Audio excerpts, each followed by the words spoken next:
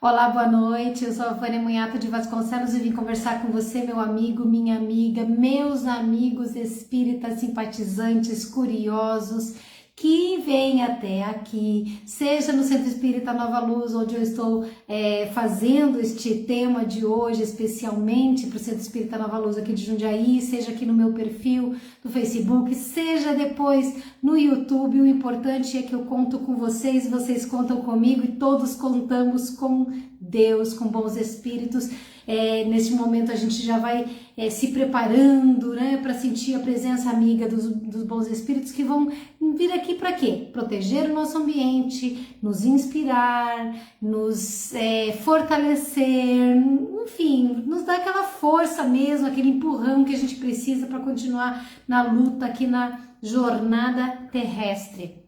Então, já que eles sabem do nosso compromisso e eles são pontuais, vamos nós aqui agora nos internalizar um pouquinho, buscar o que há de melhor dentro do nosso coração, dentro da nossa mente, deixando todas as preocupações de lado, pensando simplesmente o seguinte: eu estou vivo, eu estou viva, estamos aqui, eu estou aqui para dar o melhor de mim e aprender o melhor também. E nesse momento eu vou fazer as duas coisas. Eu vou aprender e eu vou me doar. Aprender absorvendo todo esse conhecimento que nós vamos conversar, mas também aprender a receber humildemente o carinho de Deus, de Jesus, dos bons espíritos que nos envolvem, as inspirações, a proteção e tudo de melhor que eles passam para nós. E dar o melhor de mim quando? Quando eu me torno melhor com tudo isso que recebo, com todos os conhecimentos, com todas as informações espirituais que nos tornam pessoas mais corajosas e mais amadurecidas perante a seara divina. E assim, certos de que nós realmente estamos acompanhados, realmente estamos aqui envolvidos pelos nossos amigos da espiritualidade, espíritos protetores, espíritos simpáticos, amigos que se interessam por nós por diversas razões, que querem nosso bem, especialmente nosso mentor e o próprio irmão Jesus, que é nosso irmão maior. Nós pedimos a Deus humildemente permissão, proteção para começar o nosso papo, a nossa conversa, o nosso diálogo de hoje, tá bom? Deus abençoe a todos nós, que assim seja, graças a Deus. Bom, gente, vamos lá. Então, hoje é dia 13 de maio, e eu ia preparar a palestra pensando o que eu vou falar desta vez, porque eu gosto de trazer temas. Às vezes a gente repete os assuntos, mas eu gosto de procurar trazer temas um pouco mais diferentes, ou trazer temas que sejam mais apropriados ao momento, né? Então, 13 de maio é dia da abolição da escravatura. Então, pensem comigo. O Livro dos Espíritos, e é do Livro dos Espíritos principalmente que eu vou tratar hoje, o Livro dos Espíritos foi lançado mês passado, fez 164 anos. No dia 18 de abril de 1857, há 164 anos, o Livro dos Espíritos foi lançado. A abolição da escravatura aqui no Brasil aconteceu em 1888, há cadê aqui? Que eu não tô fazendo conta não, 133 anos só, olha quão pouco tempo faz, 133 anos que não existem mais escravos do jeito que nós conhecíamos, né, do jeito que existia no mundo, existia no Brasil, deixou de existir. Portanto, existe um lapso de tempo entre a doutrina espírita e a abolição da escravatura aqui no Brasil de 31 anos. E, pasmem, o espiritismo nasceu na França. Na França, a abolição da escravatura deles aconteceu em 1794. Só que Napoleão Bonaparte, todo espertinho, resolveu retornar com a escravidão 8 anos depois. Então, a partir de 1802, voltou a haver escravos na França. Lembrando que em 1857 nasceu o Espiritismo. Então, quando foi que a escravatura acabou de fato na França? 1848. Só 9 anos antes da doutrina espírita. Por que eu tô falando uma coisa com a outra? Porque nós estamos falando de cor. E eu vou falar de cor do aspecto físico Sim. E vou falar do aspecto também espiritual, mas vou falar a partir da doutrina espírita e precisava colocar para vocês que a doutrina espírita tem uma diferença de tempo entre a realidade espiritual que ela apresenta e a realidade material em que ela nasceu, no meio em que ela nasceu, tanto o Brasil quanto França, tá bom? Só uma pincelada rápida, até me enrolei porque quando tem muita data aí, muito número, eu particularmente não gosto. Brincam, né, que os advogados, se gostassem de matemática, não fariam direito, né? Mas é isso. Então vamos lá. Pergunta 829 do Livro dos Espíritos. Por que esta pergunta? Porque esta pergunta tem a ver com a doutrina espírita em leis morais. O Livro dos Espíritos é dividido em 4 partes. A parte das leis morais trata da lei de liberdade, da lei de conservação, etc. E vai falar num determinado item, num determinado texto, vai falar especialmente sobre escravidão. E aí, pergunta Kardec aos espíritos. A pergunta de Kardec literalmente é esta: há homens naturalmente destinados a ser propriedades de outros homens? Ou seja, existe pela natureza, pelas leis naturais, pelas leis divinas, o destino de um ser dono de outro, de um homem ou de um ser humano ser dono de outro ser humano? O que os espíritos dizem? Que toda sujeição absoluta de um homem por outro é contrária à lei de Deus. O que é sujeição absoluta? A gente se sujeita a algumas coisas. Quando nós trabalhamos para alguém, a gente se sujeita a receber ordens, se sujeita a fazer determinadas atividades. Agora, a sujeição absoluta é o seguinte: eu não sou dono da minha vida, você é. Eu não sou dono da minha vontade, você é. É isso que é sujeição absoluta. Então, os espíritos explicam a Kardec que toda sujeição absoluta, ou seja, o homem não é dono de si, outro homem ela é contrária à lei de Deus. Nesta frase, eu não vou entrar em detalhes, porque não é cabível agora, não dá nem tempo para desenvolver isso. Existe nos estudos que Kardec fazia, né, e que depois foram compilados, era na Sociedade de Estudos de Parisiense de Estudos Espíritas, eles faziam estudos de vários temas, porque os temas eram todos novos, então se discutia o que os espíritos falavam, se concluía se as informações eram corretas ou não. Então, tem um texto dentro da Revista Espírita que vai falar de assuntos como a cor, e até mesmo dar a entender essa questão da escravidão por causa dessa questão de cor, que os inimigos da doutrina espírita utilizam como sendo Kardec um homem racista. Por que eu estou comentando rapidamente isso? Porque vocês certamente ou ouviram ou escutarão isso de alguém. Mas não, doutrina espírita não é racista, porque está escrito aqui, pergunta 829 na resposta: toda sujeição absoluta de um homem a outro homem é contrária à lei de Deus. Kardec era racista? Eu não sei, vocês sabem? Não sei. O que eu presumo? Kardec vivia na França. A França tinha escravidão até, quantos anos que eu falei aqui, que eu anotei? 9 anos antes do lançamento do Livro dos Espíritos, ainda tinha escravidão. É possível que Kardec fosse tivesse escravos e fosse racista? Eu desconheço. É possível.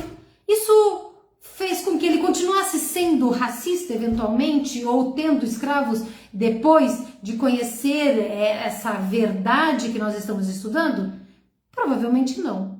Por quê? Porque a gente se liberta pelo conhecimento. Então não é uma discussão aqui, nem em momento nenhum que eu goste de dizer que a doutrina espírita é racista ou que Kardec era racista, porque não é. A doutrina eu tenho certeza que não é. Tá bom? Só uma pincelada, deixa pra lá esse assunto depois, porque o assunto em si mesmo, ele pode ser bom, pode ser gostoso, mas ele é delicado. E aí os espíritos continuam dizendo o seguinte, que a escravidão é um abuso da força e que há uma certeza, há uma tendência ao desaparecimento desse abuso com o quê? O progresso. Com o progresso, as pessoas entenderão que isso é um abuso, que nós somos todos iguais e não haverá mais escravidão.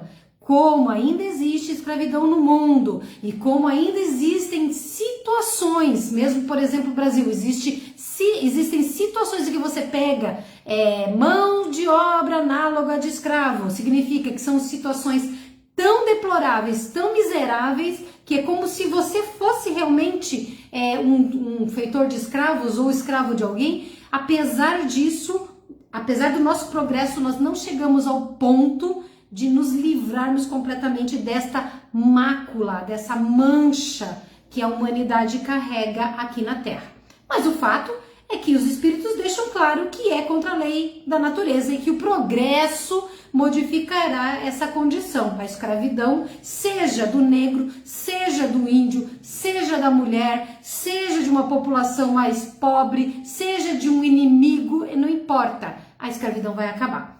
Kardec faz um comentário pequeno, né, nessa questão 829, dizendo que a lei humana que estabelece a escravidão como uma coisa normal, como uma realidade, como permitida, ela vai fazer o quê? Não só contrariar a lei divina, mas nivelar, igualar o homem, o ser humano, que é tratado de forma escrava, com um bruto. Ele usa o termo bruto. É a mesma coisa que a gente dissesse assim, é um animal, é um cavalo, é um jumento, é um camelo, que é utilizado, um animal bruto, que é utilizado para, de forma degradante, tanto física quanto moral, ser utilizado como um objeto. Então Kardec tem o cuidado, e aí eu reforço para vocês que mesmo que Kardec tenha sido, eu não acredito que ele tenha permanecido nessa condição de racismo, que alguns inimigos da doutrina podem utilizar e interpretar dessa forma. Para mim é plenamente tranquilo, porque o próprio Kardec diz isso, que ele reconhece que a lei humana, ela embrutece moral e fisicamente aquele que é tido por escravo, correto? Mas aí a doutrina continua, o Livro dos Espíritos continua, Kardec vem e faz uma outra pergunta. A pergunta de Kardec é a seguinte: quando a escravidão pertence aos costumes de um povo, aí vem a questão: são repreensíveis os que praticam essa escravidão? Nada mais fazendo do que seguir um uso que lhes parece natural? Vou traduzir. É o seguinte: eu nasci neste país, neste estado, nesta cidade, e aprendi desde o berço que ter escravos é normal, porque tem a lei que diz que é normal, então eu posso ter, porque aquele homem ou aquela mulher, por causa daquela condição, ela serve para mim. Qual é o problema? Então Kardec está perguntando, quando a escravidão pertence aos costumes, existem leis, ainda assim, ainda que eu tenha sido criada ou criado para acreditar nisso, é repreensível perante os olhos de Deus que eu pratique a escravidão? E os espíritos? Eu gosto muito das respostas dos espíritos porque eles são, assim, bem pontuais, eles são direto na ferida. Eles dizem o seguinte: o mal é sempre o mal. Todos os vossos sofismas não farão que uma ação má se torne boa. Que é sofisma? É um raciocínio, uma argumentação que tem um objetivo: enganar, iludir, usando talvez uma parte da verdade, mas manipulando essa verdade, uma parte dela, que deixa de ser realidade. Por quê? Porque na verdade é uma falácia, é um sofisma, é uma enganação, uma estrutura de verbalização, de expressão que vai te enganar. Então os espíritos dizem todos os vossos sofismas, ou seja, todas aquelas frases bonitas antipática. Não, claro que não tem problema você ter escravos, porque a lei diz, e você aprendeu desde pequenininho, você conheceu seu pai e sua mãe, quando você entendeu que era pai e mãe, eles já tinham escravos. Como que pode ser punível isso? Não, Deus compreende, Deus perdoa. Isso é sofisma. Porque o certo é certo e nada fará com que aquilo que é certo, ou melhor, que é errado, se torne certo. Só o certo permanece nessa condição.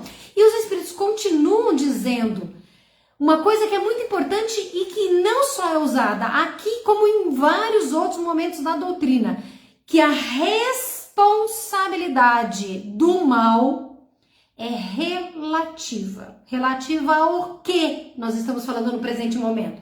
Relativa aos meios que nós temos de compreender o que está acontecendo. Então, uma sociedade, uma pessoa, um grupo de pessoas que entende, por causa da sua capacidade, seu desenvolvimento intelectual, seu desenvolvimento de conhecimento científico, filosófico, enfim, da cultura em geral. Se ele não compreende por que aquilo está errado, ele ainda estará violando a lei de Deus, que é a lei natural.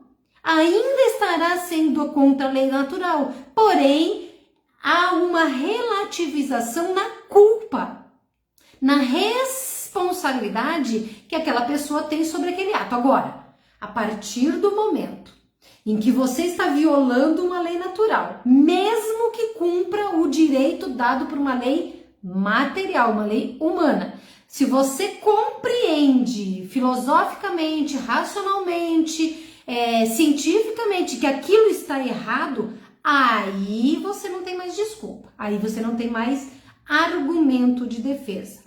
Então, os Espíritos vão explicando a Kardec, e este é o resultado das respostas às perguntas do Livro dos Espíritos, que a escravidão, sim, é um costume, ou foi um costume em muito mais países. Lembrando que esta obra é de 1857, acabou a escravidão na França em 1840 e poucos, aqui no Brasil 1888, então é muito próximo o conceito espírita da realidade da escravidão no mundo, que a escravidão é um costume, então o homem pode até praticá-la de boa fé, sem maldade. Eu não tenho maldade.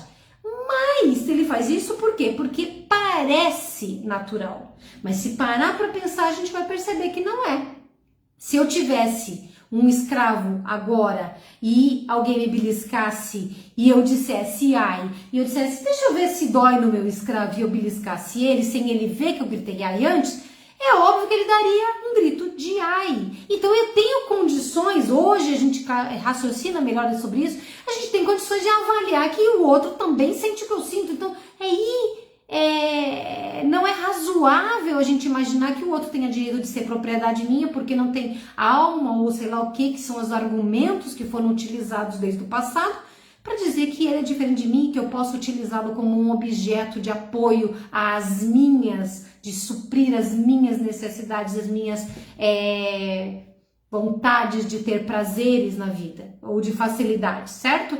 Mas, se a gente considera que a partir desse uso da razão, juntando com isso também o que nós aprendemos no cristianismo, amar a Deus sobre todas as coisas, o próximo como a ti mesmo, respeitar toda a obra divina, perdoar os inimigos, fazer caridade, ter justiça e tantas outras leis que a gente aprendeu, isso tudo vai acabar mostrando para o cristão de qualquer religião e certamente para o religioso de qualquer outra religião não cristã, que o escravo, na verdade, é um ser humano e um ser humano que é igual a mim perante Deus, da mesma forma. E aí ele não tem mais desculpa para ter escravos, para abusar de outro ser humano, ok? Tá aí Kardec na próxima questão. Hoje nós estamos falando basicamente de escravidão dentro da obra dos Espíritos, do Livro dos Espíritos, para poder explicar tudo isso aqui e chegar naquele conceito que eu falei, se a alma tem cor.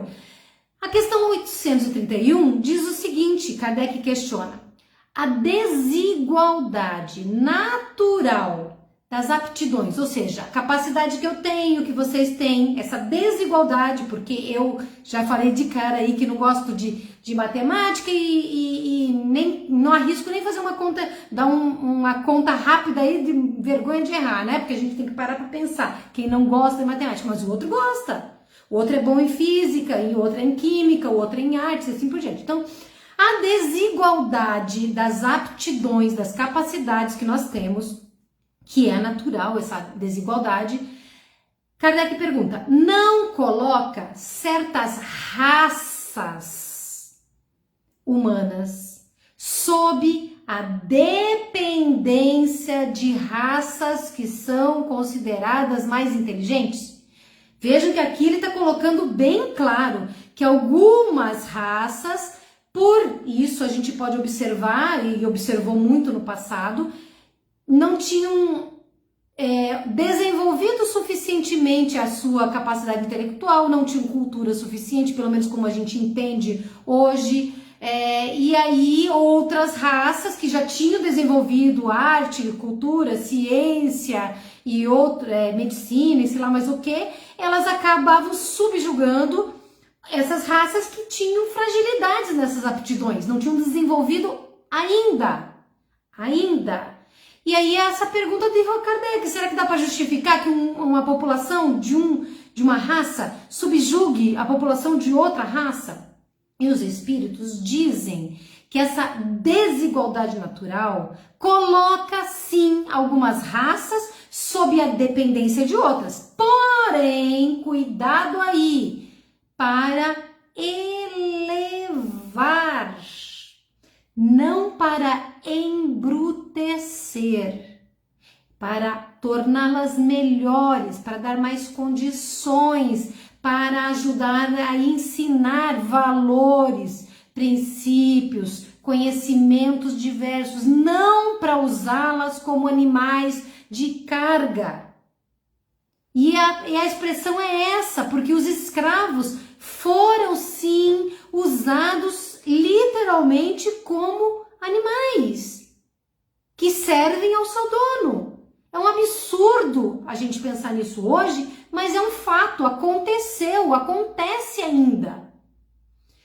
Aí, os espíritos vão continuando explicando que é para elevar, não para embrutecer, e que essa questão que eu até falei do animal de carga, eles falam como se fossem animais domesticáveis com braços e pernas, com mãos e pés, para poder utilizar seu bel prazer. Quer dizer, o outro, ele não tem vontade, ele pode estar cansado, doente, pode querer fazer as coisas dele, mas não, é minha propriedade, então eu faço o que eu quero dele, ele tem que cumprir o que eu estou mandando, porque a vontade dele tem que ser a vontade minha, a que eu tenho.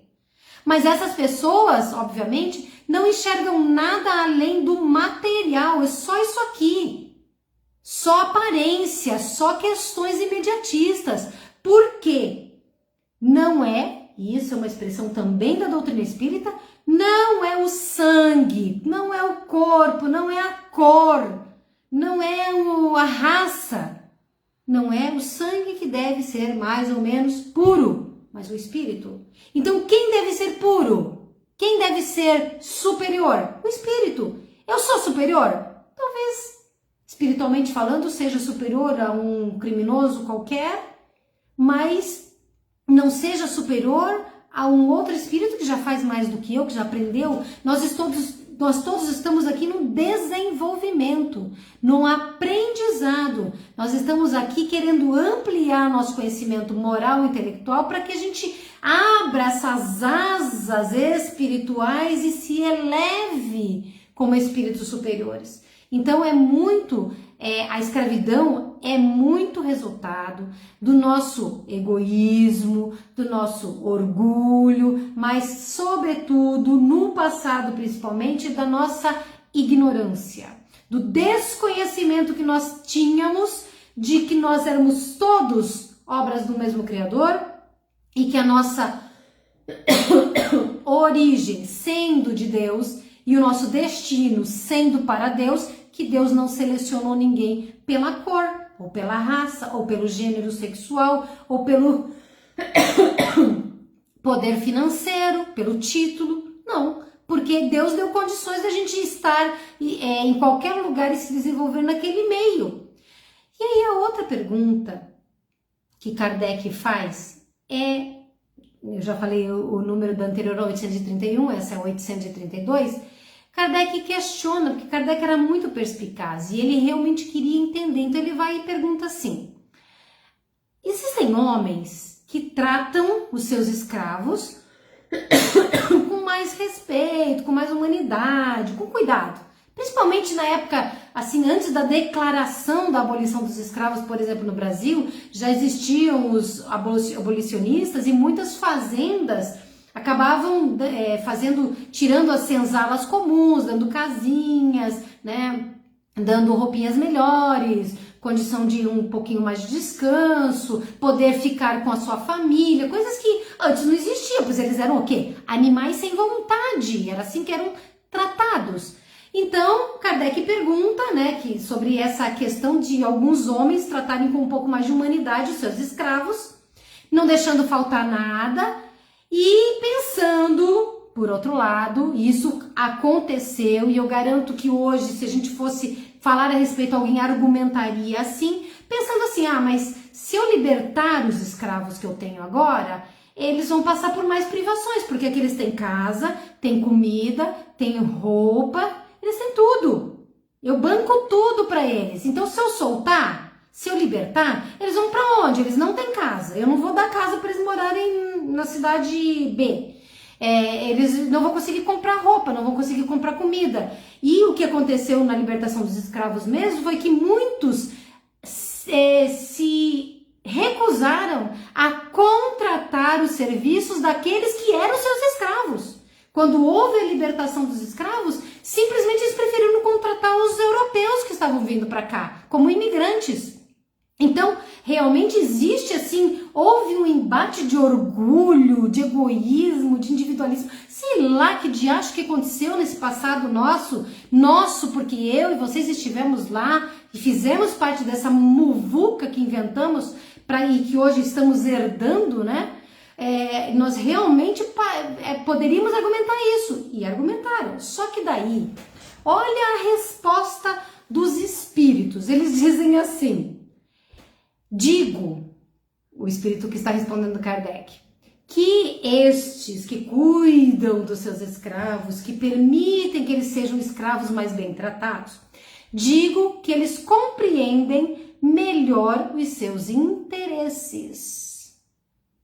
Perceba que ele não disse, não, verdade, né? Se soltar vai todo mundo ficar na pior, então até existe muita caridade aí em deixar os escravos presos, mas tratando direitinho, tratando bem. Não, não é isso que eles dizem. Eles dizem, digo que estes compreendem melhor os seus interesses. Vocês já ouviram uma expressão popular que fala assim, o olho do dono é que engorda o boi? É a mesma coisa, se você trata bem o seu criado, o seu empregado, o seu funcionário, o seu prestador de serviços, o seu escravo, ele rende melhor, ele te respeita mais, ele vai fazer mais por você. Ele vai cuidar mais das coisas e vai estar melhor também. Ele tem saúde, ele tem cuidado. E aí, eles complementam essa expressão, essa explicação, dizendo, eles também têm muito cuidado com os seus bois e os seus cavalos, a fim de tirarem mais proveito no mercado. Mas, aí tem o outro lado. Não são culpados como aqueles que maltratam. Ou seja, eu, antiga dona de escravos, maltratava, não maltratava? Não maltratava. Então, é claro que eu estou fazendo isso por interesse, mas é claro que a minha culpa de ter escravos e de mantê-los comigo é menor do que aquele do outro vizinho ali da fazenda ao lado, porque ele chicoteia se não arrancar não sei quantos hectares de pé de milho naquele momento do dia. Então, claro, existe menos culpa, mas continua sendo um uso abusivo de outro ser humano, portanto, continua sendo contra as leis naturais, continua sendo contra as leis divinas. Portanto, quando nós privamos alguém do direito de ser dono de si mesmo, nós estamos violando a lei de Deus. E isso é muito importante.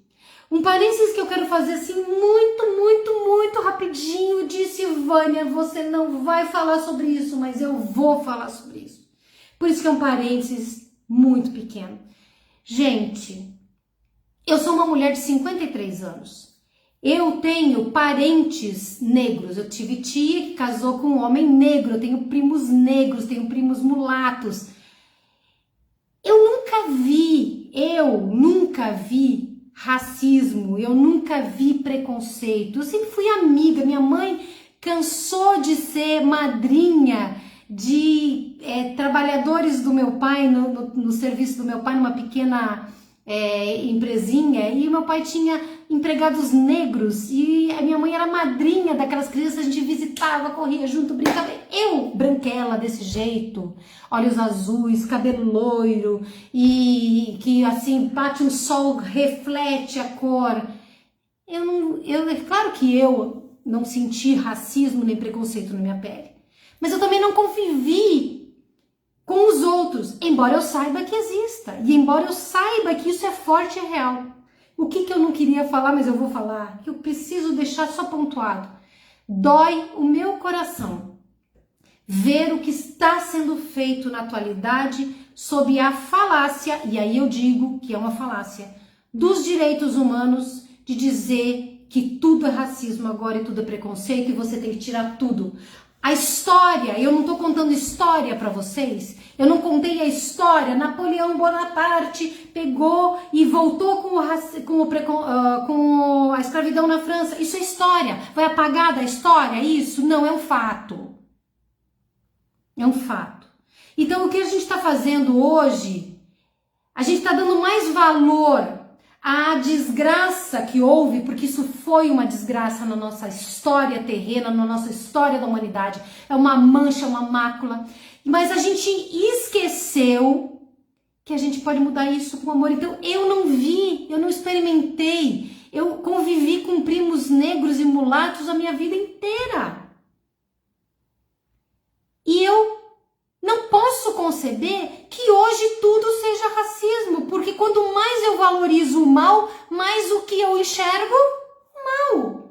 Então, o que eu queria dizer para vocês? A gente precisa lutar muito contra o preconceito, lutar muito contra o racismo, mas lutar muito a favor do amor, entendem? Para que a gente não tem que parar. Esse povo que fica falando de herança histórica não acredita em reencarnação. Se ele acreditasse que a Vânia branquela, de olho azul, que reflete o sol e dá um flash na cara das pessoas porque é branca demais, foi a feitora de escravo que escravizou alguém, se ainda acreditasse nisso, você até entende. Mas assim, você olhar as pessoas, porque eu posso ter sido negra na outra encarnação. Quantas encarnações eu posso ter sido negra? Quantas eu posso ter sido índia ou índio? Quantas eu posso ter sido qualquer coisa? E vocês também concordam? Então a gente tem que parar de valorizar o mal. A gente tem que mudar a história para o futuro e não ficar revivendo o passado como desgraça. Mas claro, isso é só um parênteses. Morre aqui, espero não ofender ninguém com o que eu estou dizendo, porque realmente é um pensamento muito amoroso que eu estou tendo, e de não desprezar a história, mas de que a gente não repita a história invertendo quem é o escravidador, invertendo quem é o perseguidor, invertendo quem é o preconceituoso, e é esse o caminho que nós estamos seguindo ao valorizar isso. Bom, nos encaminhando para finalizar. Lá no Livro dos Espíritos, já em outra parte, lá no comecinho, questão 88A, os Espíritos explicam para Kardec que a forma espiritual não é de um homem. Isso aqui é corpo físico, existe um corpo semimaterial chamado perispírito que coloca o meu eu espírito ao meu corpo em conexão. Então existe o corpo físico, o corpo espiritual e o espírito. O espírito é conectado ao corpo físico através desse corpo espiritual. Mas qual é a forma do espírito? É uma chama, um clarão. Palavras da doutrina espírita na pergunta 88A, ok? Por que eu estou dizendo isso? Porque se a gente é uma chama, um clarão, eu poderia dizer mais ou menos que quanto mais puros somos, moralmente falando, mais elevados moralmente, mais puros somos nesse brilho que a gente emite, vamos dizer assim. Quando a gente imagina uma chama, a gente imagina o quê? Uma luz de uma vela, uma fogueira, um sol, uma estrela, não sei. A gente vai se desenvolvendo, vai evoluindo, vai se aprimorando espiritualmente. Então a gente pode ser que imita cores. Dizem, inclusive, que, por exemplo, quando você está com ódio, sua energia perispiritual teria emissões de cores vermelhas. Isso não é doutrina espírita propriamente dita, não está na doutrina de forma clara assim, mas seria isso. Ou quando você está mais elevado, em prece, mais tranquilo, mais conectado com a espiritualidade, que você emite uma corzinha mais azul clara, mais tranquila, é natural. Qual é o quarto de um bebê menino, uma bebezinha menina? Hoje em dia mudou muito isso aí, mas a gente colocava aqui um quartinho claro, azul, por quê? Calmante. Você não pinta o quarto de uma criança que acabou de nascer de vermelho escuro, nem pinta pichações na parede, então é vibração. Então, as raças humanas, elas têm cores físicas. E isso é explicado pela ciência, pela genética, pela posição no planeta. Então, o negro, eu não sou cientista, todo mundo sabe disso, mas se sabe que o negro, por exemplo, tem a cor escura porque ele tem muito mais melanina, que é para poder viver no lugar onde ele é originário, que por exemplo, África. Muito mais calor, muito mais sol. Então, eu, Vânia, não suportaria com a minha falta de melanina. Aliás, vamos falar a verdade, né? Branco é branco porque falta alguma coisa. Então, como é que eu quero ser superior, não é verdade? Então, são explicações científicas, é simplesmente assim. A cor do corpo, a raça que a gente está, não significa nada se não for para te tornar uma pessoa melhor. Te dá oportunidade de crescer, de aprimorar, de amadurecer. Então, a gente poderia dizer que a gente emite, conforme a nossa elevação moral, uma vibração colorida. E essa vibração colorida não tem nada, absolutamente nada a ver com a cor que você tem.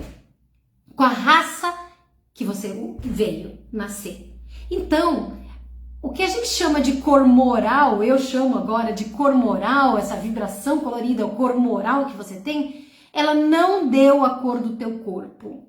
Ela não deu se você tem olho azul, castanho, pele vermelha, pele amarela ou pele branca. Não tem nada a ver. Para de preconceito, para de viajar na cabeça. Ai, como eu sou lindo de morrer.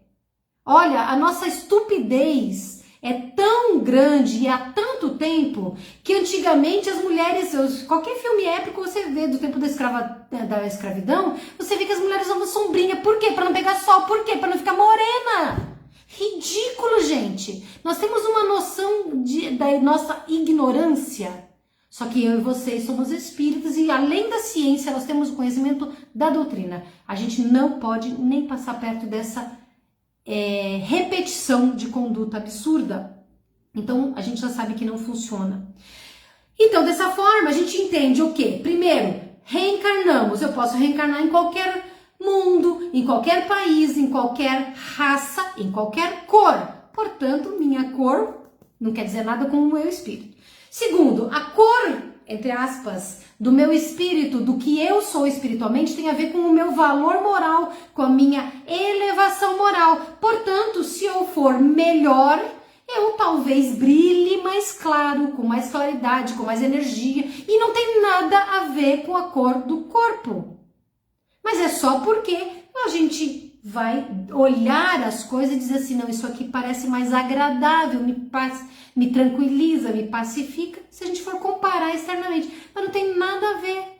Então a gente precisa compreender que nós estamos sempre que mexemos com o preconceito, com o racismo e tratamos desse tema a escravidão, mesmo que seja não literal, mas essa escravidão é esse preconceito absurdo que a gente vive, que nós desperdiçamos a oportunidade de transformar essa humanidade num mundo melhor, em que nós nos tratemos com respeito, com amor, com caridade, como irmãos, porque somos irmãos, porque Deus é um só e foi Ele que nos fez. E vou falar mais, imagina a vergonha do preconceituoso que detesta o A, o B, o C por qualquer razão, quando reencarnar e tiver pela causa e efeito, pela lei de causa e efeito, que nascer na mesma condição que ele se enojava, que ele detestava. Então, a gente precisa tomar cuidado com isso. E eu estou falando isso hoje porque a gente tem que dar valor a esses 133 anos de libertação dos escravos aqui. E a gente tem que parar de continuar olhando os outros como ex-escravos. Parar de continuar olhando os outros como alguém que a cor desqualifica. Parar de olhar as pessoas pela aparência. A gente precisa olhar nos olhos e descobrir o que está atrás. Nesse ponto, eu sou super, ultra rebelde de imaginar usando máscara o resto da minha vida. Mas uma coisa a máscara trouxe de bom, a gente olha os olhos. Olha nos olhos da pessoa que está na tua frente. Enxerga o que ela é, enxerga o que ela sente. Não tem muito problema, porque as pessoas se abrem quando você dá um pouquinho de atenção, de carinho.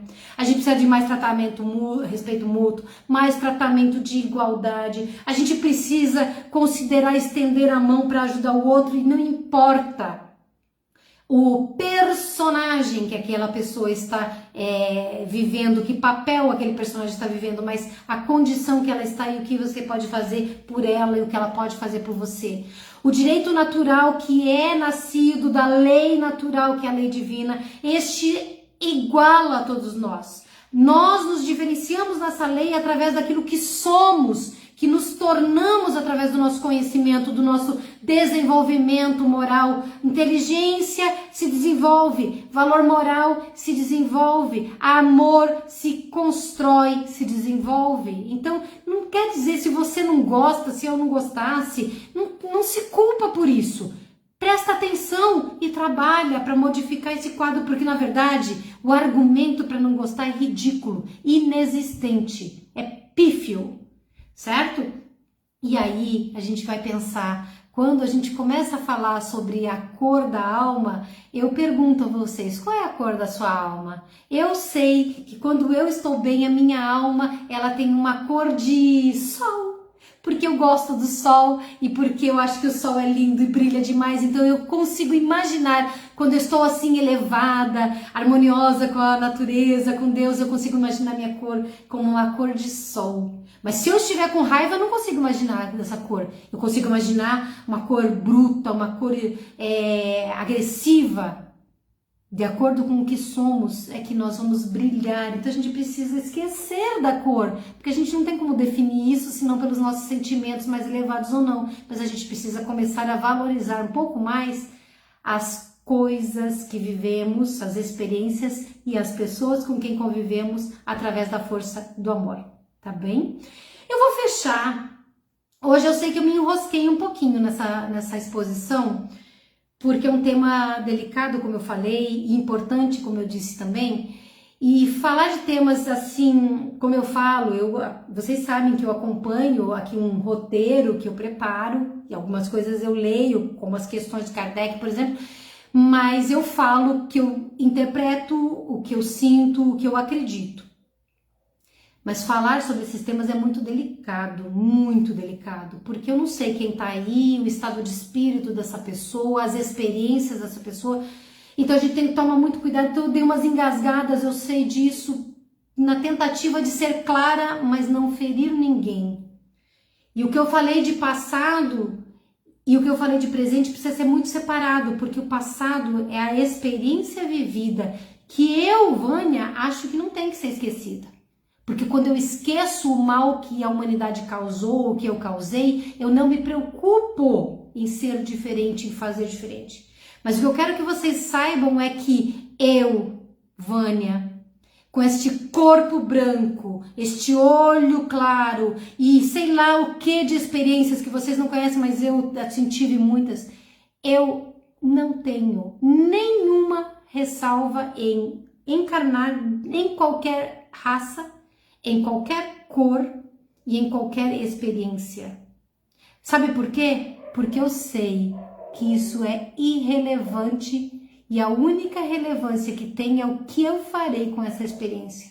Então, não importa para mim a cor de ninguém, de vocês.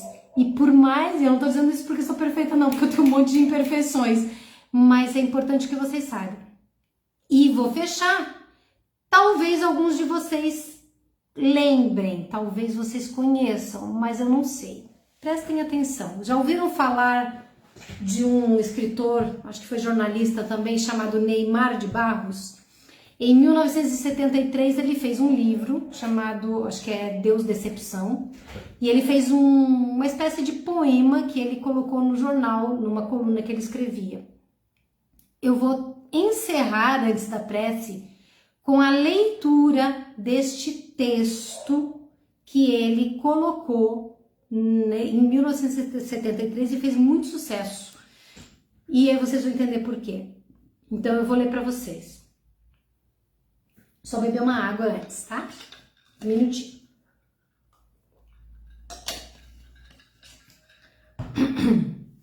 Vamos lá. Eu detestando pretos. Eu sem coração. Eu perdido num coreto, gritando separação. Eu, você, nós todos, cheios de preconceitos, fugindo como se eles carregassem lodo na cor. E com petulância, arrogância, afastando a pele irmã. Mas estou pensando agora, e quando chegar a minha hora? Meu Deus, e se eu morresse amanhã de manhã? Numa viagem esquisita, entre nuvens feias e bonitas, se eu chegasse lá e um porteiro manco, como os aleijados que eu gozei, viesse abrir a porta e eu reparasse em sua vista torta, igual aquelas que eu critiquei. Se sua mão tateasse pelo trinco, como as mãos do cego que eu não ajudei. Se a porta rangesse, chorando os choros que eu provoquei. Se uma criança me tomasse pela mão, criança como aquela que eu não embalei, e me levasse por um corredor florido, colorido, como as flores que eu jamais dei. E se eu sentisse o chão frio, como os dos presídios que eu não visitei? Se eu visse as paredes caindo, como as das creches e asilos que eu não ajudei? E se a criança tirasse corpos do caminho, corpos que eu não levantei, dando desculpa de que eram bêbados, mas eram epiléticos, que era vagabundagem, mas era fome? Meu Deus, agora me assusta pronunciar o teu nome. E se mais para a frente a criança cobrisse o corpo nu da prostituta que eu usei, ou do moribundo que eu não olhei, ou da velha que eu não respeitei, ou da mãe que eu não amei? Corpo de alguém exposto, jogado por minha causa, porque eu não estendi a mão, porque no amor eu fiz pausa e dei, sei lá, só dei desgosto. E no fim do corredor, o início da decepção. Que raiva, que desespero se eu visse o mecânico, o operário, aquele vizinho, o maldito funcionário e até o padeiro, todos sorrindo não sei de quê. Ah, sei sim, riem da minha decepção. Deus não está vestido de ouro. Mas como? Está num simples trono, simples como eu não fui, humilde como eu não sou. Deus decepção, Deus na cor que eu não queria, Deus cara a cara, face a face, sem aquela imponente classe. Deus simples, Deus negro, Deus negro? E eu? Racista, egoísta, e agora? Na terra, só persegui os pretos. Não aluguei casa, não apertei a mão. Meu Deus, você é negro! Que desilusão! Será que vai me dar uma morada? Será que vai apertar minha mão? Que nada! Meu Deus, você é negro! Que decepção! Não dei emprego, virei o rosto e agora? Será que vai me dar um canto? Vai me cobrir com seu manto? Ou vai me virar o rosto no embalo da bofetada que dei? Deus, eu não podia adivinhar. Por que você se fez assim? Por que se fez preto? Preto como o engraxate, aquele que eu expulsei da frente de casa? Deus, pregaram você na cruz e você me pregou uma peça. Eu me esforcei a beça em tantas coisas e cheguei até a pensar em amor, mas nunca pensei em adivinhar a sua cor. Neymar de Barros, do livro Deus Negro, de 1973. Eu sempre me emociono com esse texto, que eu acho fortíssimo, lindo. Eu até fiz uma declamação numa leitura e coloquei no meu canal do YouTube, tem lá Deus Negro, ou Deus Decepção, e tá lá disponível, se um dia vocês quiserem olhar. Mas eu acho que a gente realmente tem que se perguntar se Deus é negro, se Deus é índio, se Deus é homem, mulher, trans, se é criança, se é extraterrestre, se é bonito, se é feio, se é rico, se é pobre. Porque na verdade, gente, eu repito, nada disso importa de verdade. O que importa é o que você faz com o instrumento colorido que você usa agora. Uns brancos, outros pretos, outros amarelos, outros vermelhos, alguns no gênero A, no gênero B, no gênero C, não importa. A gente tem que sair daqui melhor do que a gente chegou. E hoje, dia 13 de maio de 2021, na comemoração, eu acho que é uma comemoração, de 133 anos da abolição da escravatura no Brasil, a nossa obrigação não é retomar os sofrimentos, mas trazer e levar adiante amor por toda cor, por toda forma, por todo jeito, porque Deus pode ser preto ou pode não ser, e isso não faz diferença. O que faz diferença é o que você e eu somos agora. E nesse instante, assim, a gente diz: Senhor, quão pequeno eu sou, perdoa se já fui perto disso tudo que a gente estudou, que a gente escutou, que o Senhor me faça enxergar quão atrasado estamos ainda, estou, mas também nos faça perceber que estamos lutando muito para ser melhores e nos empurre, nos incentive, nos proteja, nos ilumine e nos auxilie.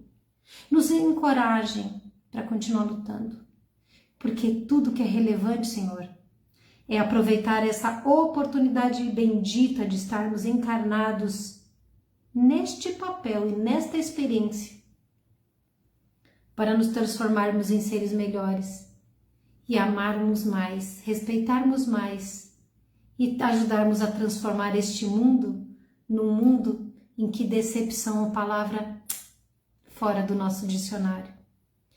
Que eu e vocês todos nos sintamos mutuamente abraçados, com muito amor, com muito carinho, imaginando que por cima de nós, neste grupo afetivo que se criou aqui, Jesus está nos envolvendo e uma grande família de espíritos do mesmo galardão espiritual de Jesus, envolvendo todo o nosso planeta para acabar com toda a maldade que tem aqui, para que a gente se desenvolva mais rapidamente, sem lamuriar tantos erros passados cometidos e construindo coisas boas para o nosso futuro.